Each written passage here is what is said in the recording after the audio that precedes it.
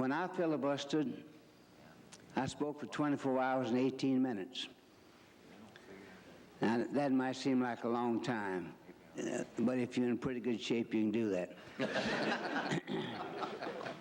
Now, when I got through, I'm not boasting, but I could have spoken longer if necessary, but I was trying to dramatize to the American people that you can't change the Constitution by a statute. And that's what was attempted to be done, because the Constitution guarantees a trial by jury when one's charged with a crime. And this statute would change it. Under 45 days or under $300, you would not get a trial by jury. And that's the reason that I spoke as I did, to try to dramatize the matter to the American people. I knew it would be defeated. I knew my position would be defeated. But after that time, after I spoke, they surely had a vote, and I took no step to hold it up further by offering amendments, as has been done, referred to by Senator Eagleton, where you can offer 1,000 or 5,000 amendments.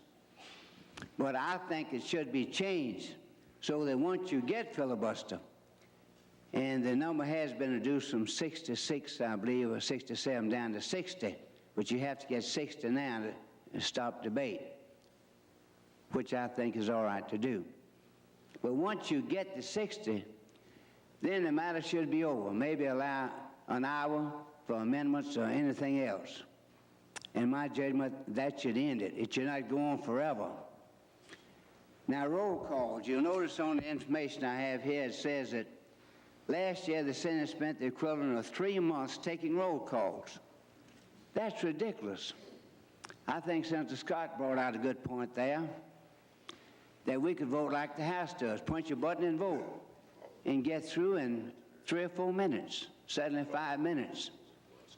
And here we spent 3 months on roll calls, wasting the time of the people, putting the government to that expense of taxpayers. And that's a vital change that I think should be made. Now, on the matter of the Budget Committee, and they had no Budget Committee when I first came here. That was established a few years ago. We have a big fight over the budget. As defense is going to get so much, social matters so much, and that's a long, hard fight. Then you got to go into appropriations, and you got a long, hard fight there. You got authorizations even before you get appropriations. You got 3 steps: budget, authorization, appropriation. I think it might well be considered that the authorizing committees could do the appropriating too. Why have that duplication? State legislatures don't have it, and why should Congress have it? You see, once we act on the budget, then the authorizing committees could be called authorizing and appropriations if necessary, and that would save months of work. I'm convinced that would be very important. Now, I believe Senator Eagleton brought out about the germaneness question. He said you could have a bill here in the District of Columbia and offer most anything to it.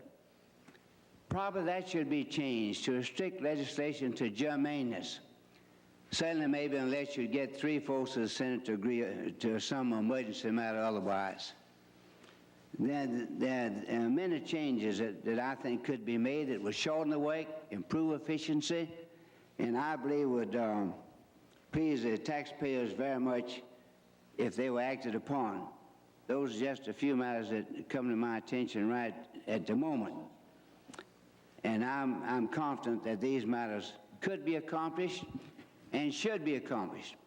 I realize it's hard to get a change, hard to get a change of rules. It's hard to get a change of custom. It's hard to get a change of tradition. But the time has come, I think, when the American people are demanding more efficiency, shorter sessions, and to get through. When I came here originally, December 1954, actually came in January 55, we would finish the session by August or September. I would go to South Carolina and spend the fall in South Carolina. Now we're here the year round.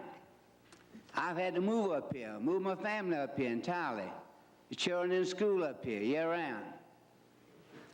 I don't know whether that's wise or not, but at any rate, I really don't think it's wise to keep this Senate in session or the Congress in session as long as we do. We ought to be able to finish this work here in 6 months. And I think some steps have got to be taken where one man can't hold up this Senate too long. For a reasonable length of time, maybe one day, day and a half, something like that, but time has come when we've got to act, we've got to go forward. We can keep it a great deliberative body, but do it in a reasonable way.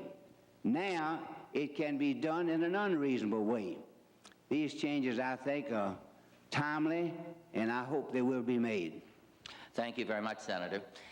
Before we get back to Senator Mattingly and a little more on the budget process, particularly his comments on the 2-year budget cycle, we'd like to hear from Senator Mark Andrews, very distinguished, very popular senator from the Midwest. Thank you very much.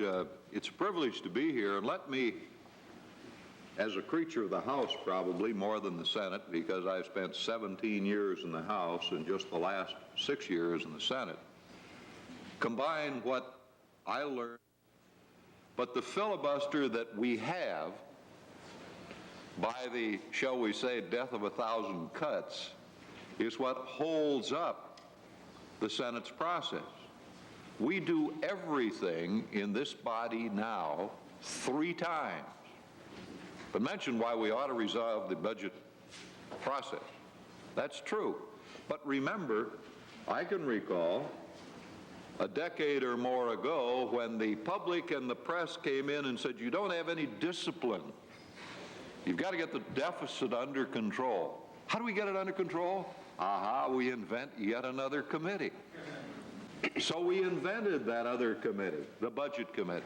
Mind you, I've been on the Budget Committee now for 6 years in the Senate. I was on the Appropriations Committee in the Senate. I've been on an Authorizing Committee. I was on the Appropriations Committee since 1964 in the House. I've been on the Appropriations Committee longer than Mark Hatfield. He was my chairman. Tom and I used to sit across in conferences when I was an appropriator from the House and he was one from the Senate. And you know, in the early 70s, there began to have a turf problem between the authorizers and the appropriators. And the authorizers said, you guys on appropriations are getting too much in the limelight. Therefore, we think we shall do annual authorizations. Suddenly, we had annual authorizations for the State Department, the Defense Department, for the Agriculture Department, for a whole lot of other things. And the authorizing committees didn't do their job, which is to oversee long-time permanent legislation and straighten out the glitches in it and make it work better. They were in doing what the Appropriations Committee was supposed to be doing. And they were getting in each other's way to the point where the appropriators couldn't do their job until after the authorizers had done their annual authorizations. Then the public clamor came to do something about the budget, so we put the Budget Committee in. Now we find ourselves waiting until the Budget Committee finishes before the appropriators can even look at something, but they can't look at it until the authorizers have done it. So we pushed the fiscal year back, and we've gone on and on ad nauseum, and we've held up the work of the people. But more important than that, what we've done is we've wrapped up the authorizing committees in the annual authorization process, and as a result, we've had not enough oversight, not enough review about the ongoing programs that ought to be examined, ought to be overhauled on a regular basis. And we've lost as a nation because of it. Say, okay, Mark, what would you suggest? Don't propound the problem without coming up with a solution. One, I'd abolish the Budget Committee, right quick.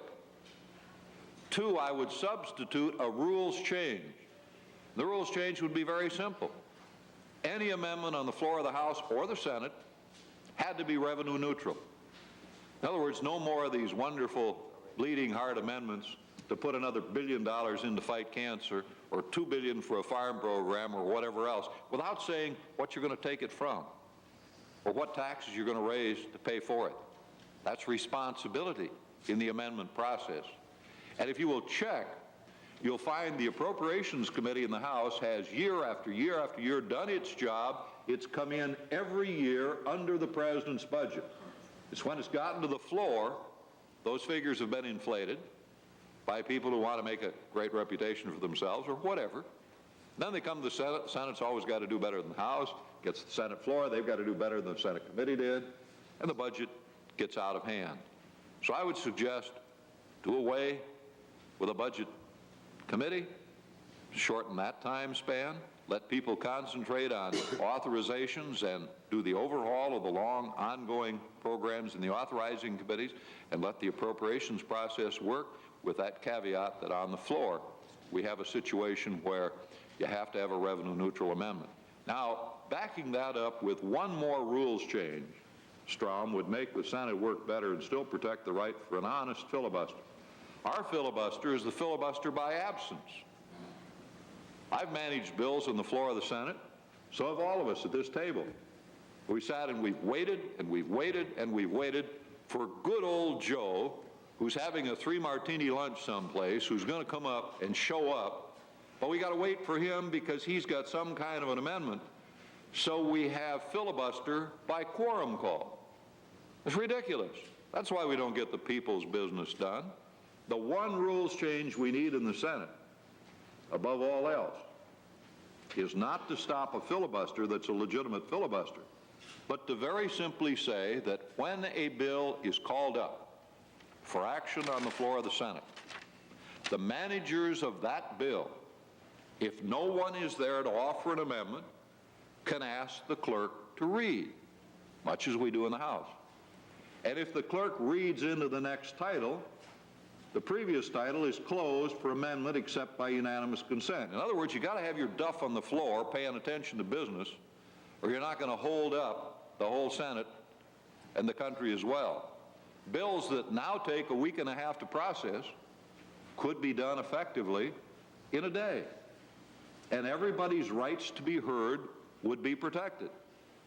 So as I say, that type of a section by section reading, closing the previous section for amendment except by unanimous consent, would give us the discipline.